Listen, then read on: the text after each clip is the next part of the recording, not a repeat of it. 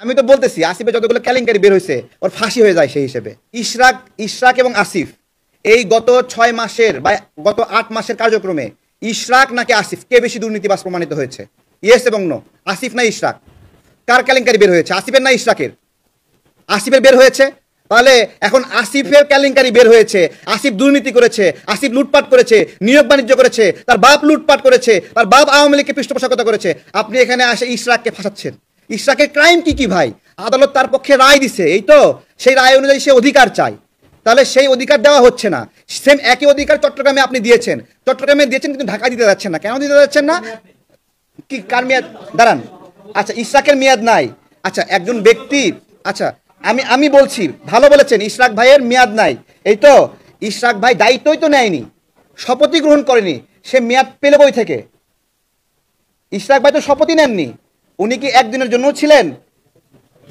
বলেন, ওনার মেয়াদটা গেল কিভাবে? ওনার মেয়াদ খেয়ে ফেললো কে? এখানে দেখেন পক্ষ কয়টা, তাপস এবং ইশরাক নাকি? দুটা পক্ষ না? আদালতের কাছে কি বলেছিল যে এইরকম করে ইলেকশন ইঞ্জিনিয়ারিং করে আমাকে হারানো হয়েছে নাকি?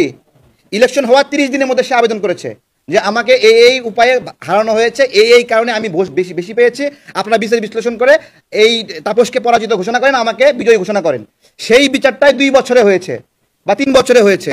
হওয়ার পরে আদালত কি পেল যে হ্যাঁ তাপস ওই সময় পরাজিত ছিল, তাই না? সেই পরাজিত হওয়ার প্রেক্ষিতে বলছে ঠিক আছে এখন থেকে ইশরাক তাহলে বিজয়ী। তাহলে এখন আপনি বলেন, আপনি তাপসের পক্ষে নাকি ইশরাকের পক্ষে? বলেন এটা। আমি তো সেটাই বলতেছি যে ইশরাক বেশি দুর্নীতিবাজ নাকি আসিফ বেশি দুর্নীতিবাজ।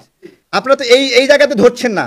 এখন আসিফ হলো আপনার হলো, আমি একটা খারাপ মানুষ, সে দুর্নীতি করতে পারে, খারাপ করবে, ও তো খারাপই নাকি?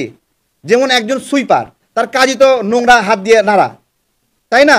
তা একজন সুইপার তার কাজ নোংরা দিয়ে হাত নাড়া, তা একজন বাবুর্চি তাকে কি আপনি অ্যাকসেপ্ট করবেন সেও হাত দিয়ে নোংরা নেড়ে আপনাকে খাওয়াবে? তাহলে আসিফ তো একজন বাবুর্চি ছিল, তাহলে সে কেন সুইপার হতে চাইলো? আমার প্রশ্ন, তাই না? এখানে আসিফের একটা জিত কাজ করতেছে। একটা 150 টাকার ছেলে যে বাই চান্সে ক্ষমতায় ঢুকেছে, সেফ বাই চান্স, জনগণের ম্যান্ডেট নিয়ে ঢুকেছে। ইশরাক ভাই তো কিছুটা ম্যান্ডেট আছে, তাই কিছুটা তো আছে, তাই না? বেস্ট অল্টারনেটিভ না? নাকি আসিফ একজনকে এরকম ভাবে সুপারিশ করবে, ডিও লেটার দেবে আর সে প্রশাসক হয়ে যাবে, মেয়র হয়ে যাবে? এটা কি আপনারা চান? উত্তরের মতো আপনারা চান যেরকম একটা চিঠি দিয়ে দেবে, মানে ইশরাক কিছু ভোট পেয়েছে, আদালতের রায় পেয়েছে, ওইটাই অ্যাকসেপ্টেবল না, কিন্তু আসিফ একজনের নামে ডিও লেটার দিবে, দিয়ে 2 কোটি 20 কোটি 30 কোটি টাকা নেবে, ওইটা হলো গ্রহণযোগ্য, তাই না? আপনারা আসিফ এখনো দায়িত্বে আছে